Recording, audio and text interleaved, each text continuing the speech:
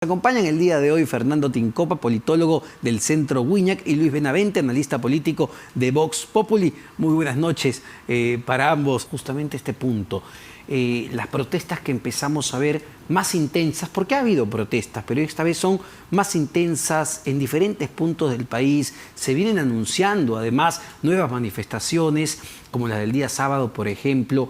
¿Va a marcar la conducción del gobierno a partir de ahora? ¿Cómo va a cambiar la actitud del gobierno hacia la población y también el tipo de medidas que empiecen a salir a partir de ahora? Y no sé si en la conformación de un nuevo gabinete, que fue uno de los rumores más insistentes en los últimos días.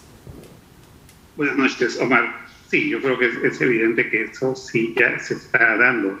El presidente dio una disposición de toque de queda de un momento a otro. Fue un error, sin lugar a dudas, no midió las consecuencias de esto, pero reculó cuando la gente estaba en la calle, y eso fue de manera creciente. En 1 o 2 horas, una multitud creciente iba asomando en Lima, Callao, en todo el país, y haciéndose sentir, ¿no? Entonces, yo creo que eso fue lo que motivó principalmente que el presidente recule, que cambie de opinión, que derogue la disposición que él mismo había dado, ¿no? Desautorizándose a sí mismo, diciendo ante la opinión pública que había tomado una medida equivocada, ¿no? De tal manera que la calle está empoderada. Ahora, un fenómeno que se daba en toda la última semana a raíz de la huelga de los transportistas en las calles de todo el país y en pistas y carreteras, que ya no era la clase media alta que estaba en contra del comunismo, ¿no? Creo que la movilización tuvo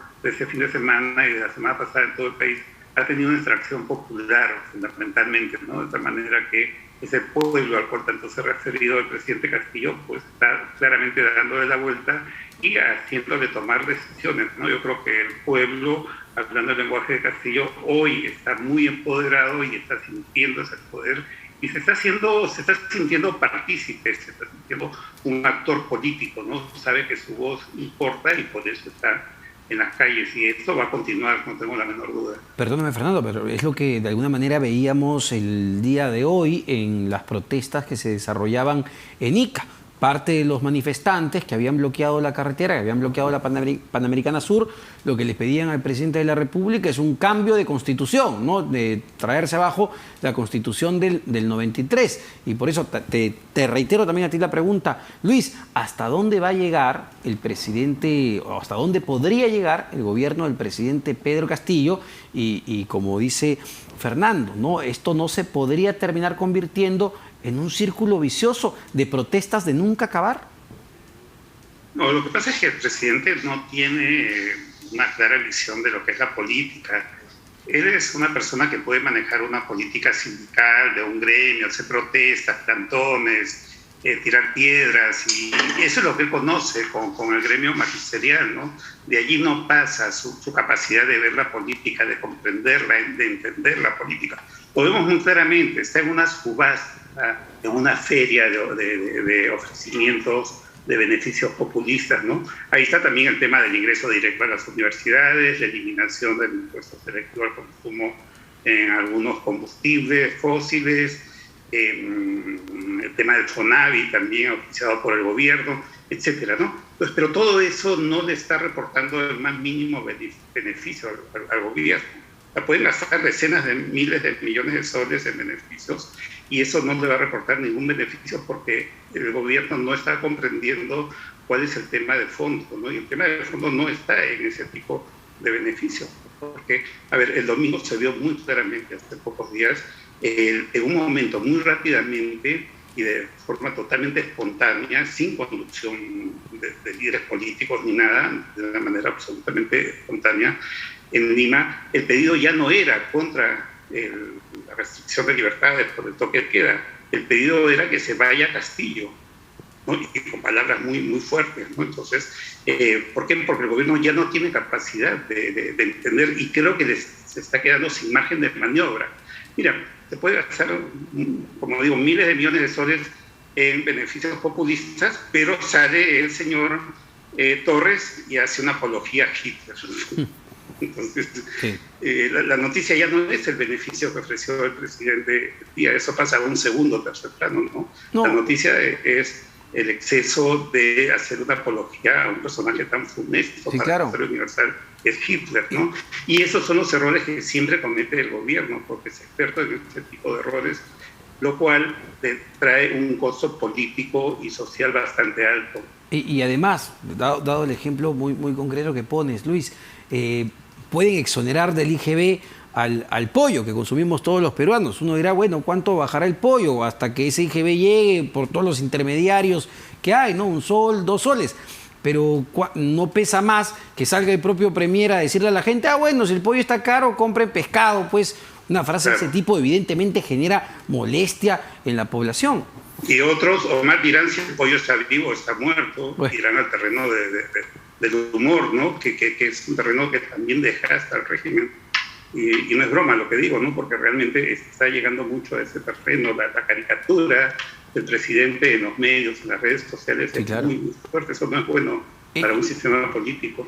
Y ahora, tenemos que hacer una pausa, pero les dejo la pregunta sobre la mesa. Si la aprobación o la desaprobación, en todo caso, del presidente de la República continúa deteriorándose, ya es bastante alta en este momento, ¿ven ustedes a Pedro Castillo presentando su renuncia?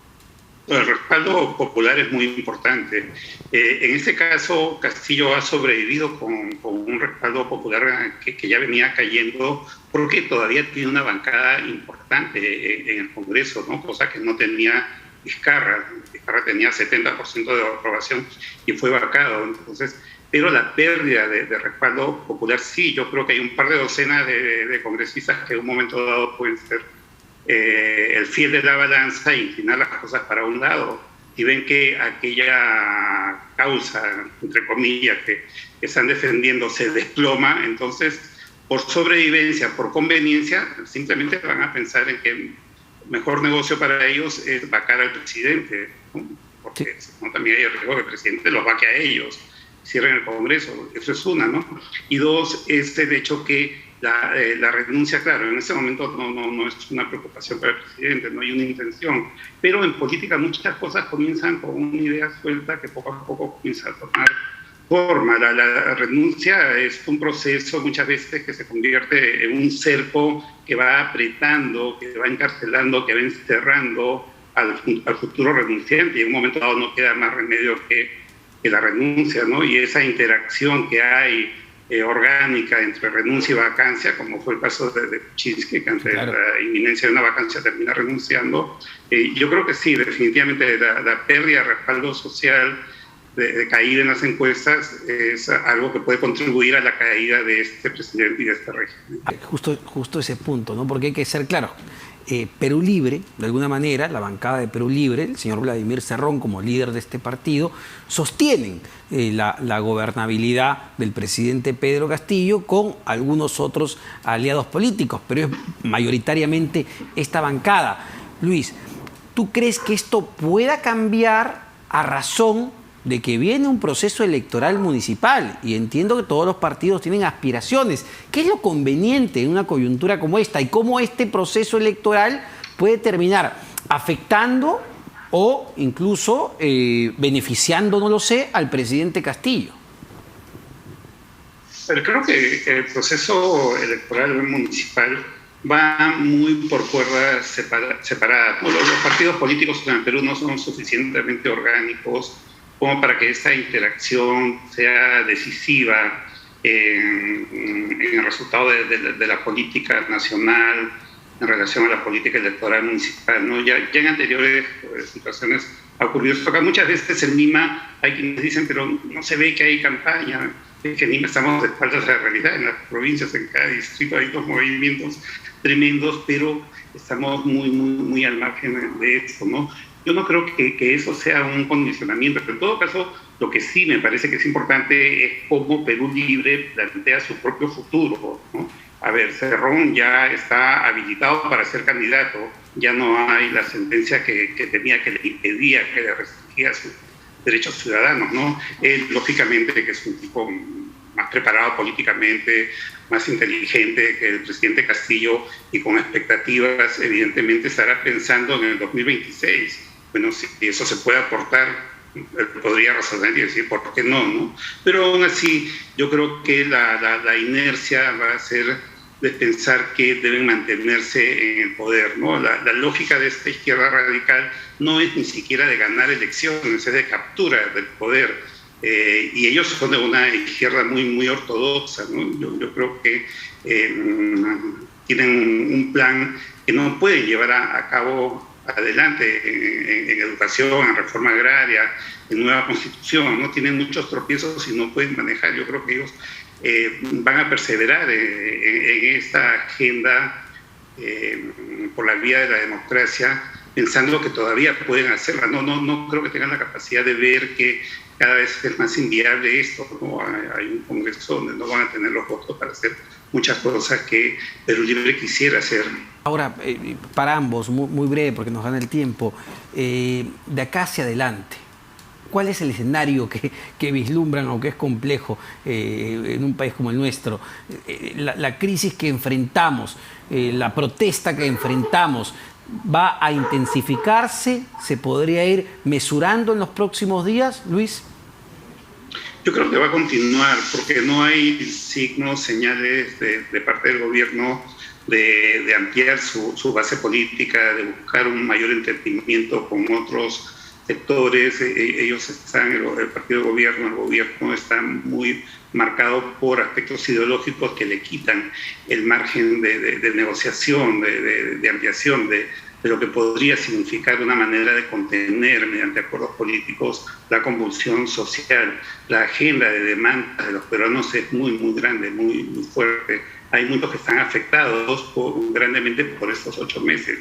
Sin ir a temas políticos concretos, para comenzar, es que el empleo no se ha recuperado, no hay inversiones en el país, no hay una recuperación del ingreso familiar. La economía peruana fue muy golpeada por la pandemia y no hay una recuperación. Entonces el malestar es muy, muy grande en el país. Creo que van a seguir las protestas.